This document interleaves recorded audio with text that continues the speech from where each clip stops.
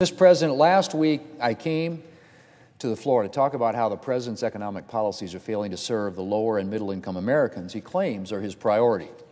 The President talks about wanting to give American families, quote, a little more breathing room, end quote.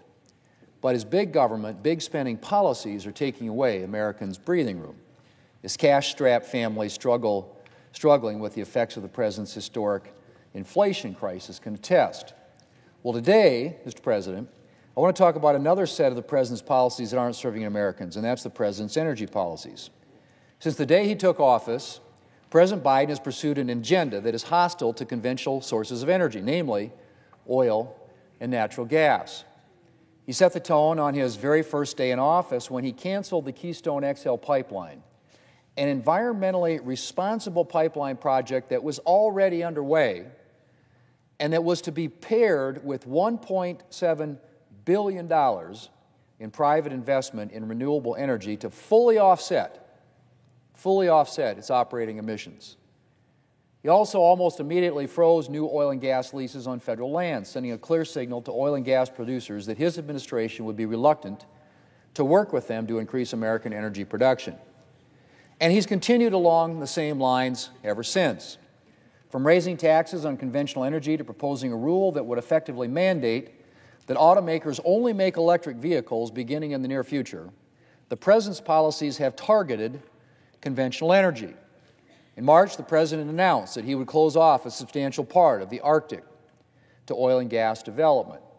And in the same week, his Environmental Protection Agency finalized a rule, its so-called Good Neighbor Rule, that threatens to close a number of fossil-fueled power plants.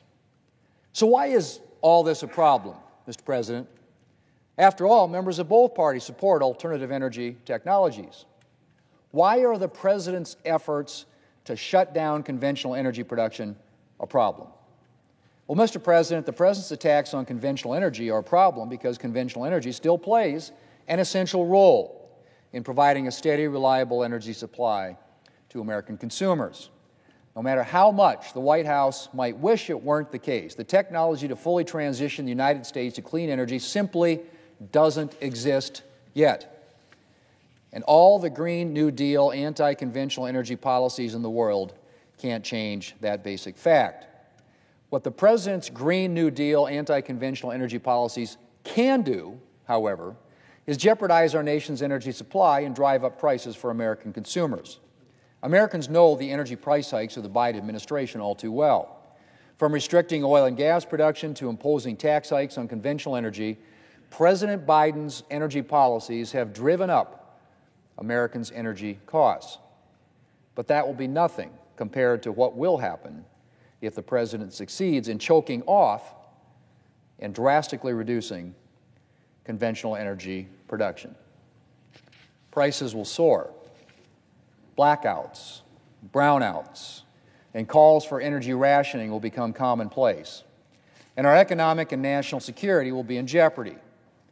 We're not at the point yet where we're experiencing blackouts and brownouts on a regular basis, unless I guess you're a resident of California whose energy grid is known for being unreliable because of the state's over-reliance on renewables. But the President's policies could push us over the edge.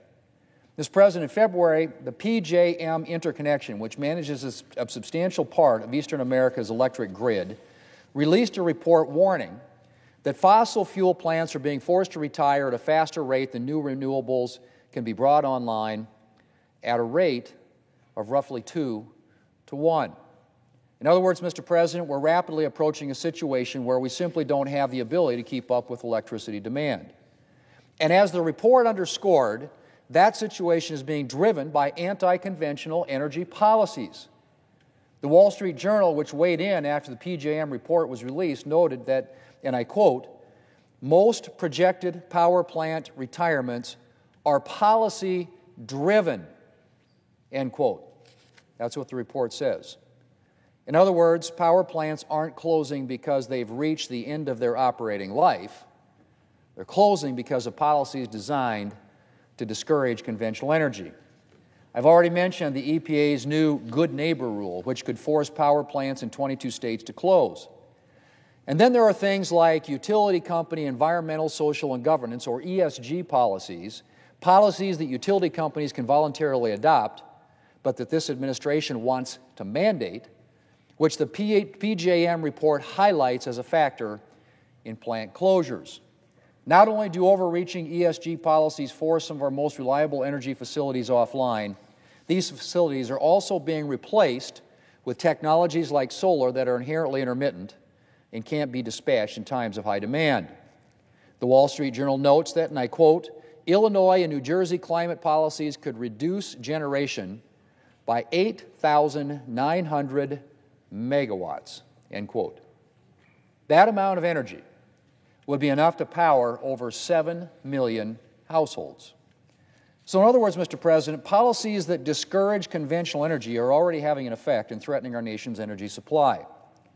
And if the President continues to pursue these types of policies, his presidency may be remembered not just for historic inflation crisis, but for setting off a long-term energy crisis caused by an unreliable and insufficient energy supply. Mr. President, instead of trying to bring about a clean energy future before we have the technology to get us there, the President should be pursuing an all-of-the-above energy policy, an energy policy that embraces the full spectrum of available energy sources, both renewable and conventional. And I'm a strong supporter of clean energy, like so many of my Republican colleagues. But unlike Democrats, Republicans recognize that our nation's not going to be fully transitioning to 100% zero-emission energy anytime soon, no matter how much the administration would like it to. There are a lot of hurdles to be crossed before we can rely solely on clean energy. And so Republicans are committed to supporting both alternative energy and the responsible development and deployment of the conventional energy we need to keep our nation's energy grid reliable and Americans' energy costs down. For evidence, you need look no further than the energy legislation recently passed by the Republican-led House of Representatives, which would advance both responsible conventional energy development and clean energy technologies. Predictably, the Senate Democrat leaders declared this legislation, quote, dead on arrival in the United States Senate. But Democrats are so beholden to the radical environmental wing of their party that anything that doesn't adhere to their Green New Deal orthodoxy isn't up for discussion. But Democrats' opposition is unfortunate, not just because this legislation would help ensure an adequate supply of conventional energy, but also because it would help advance alternative energy projects. Republicans' legislation would tackle permitting delays, which are a leading impediment to energy development, including alternative energy development. Republicans' legislation would also actually help support the electric car development that Democrats are so committed to by enabling the development of critical mineral resources here at home, the same critical minerals that are essential ingredients in electric car batteries. And, Mr. President, while I'm on the subject of cars, I will say that the President made one right decision on energy last Friday by approving the sale of E15 fuel for this summer. Americans saved $57 million last year thanks to summertime E15 sales. And with the war in Ukraine continuing to stress fuel markets, renewing this E15 permission will help drive down the expected summer surge in gas prices while at the same time benefiting our environment and offsetting production cuts from OPEC.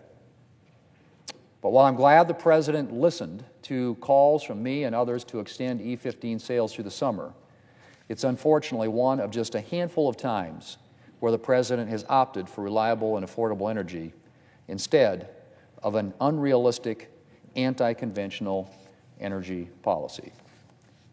Mr. President, in all of the above energy policy, a policy that embraces both conventional and renewable energy sources is essential for keeping energy prices affordable, ensuring the reliability of our nation's energy supply, and keeping our nation secure. And if the President doesn't start encouraging conventional as well as renewable energy development, consumers and our country are going to pay a heavy price. The President has already ensured that he will be remembered for a historic inflation crisis. He should make sure that he isn't remembered as the instigator of a future energy crisis as well. Mr. President, I yield the floor.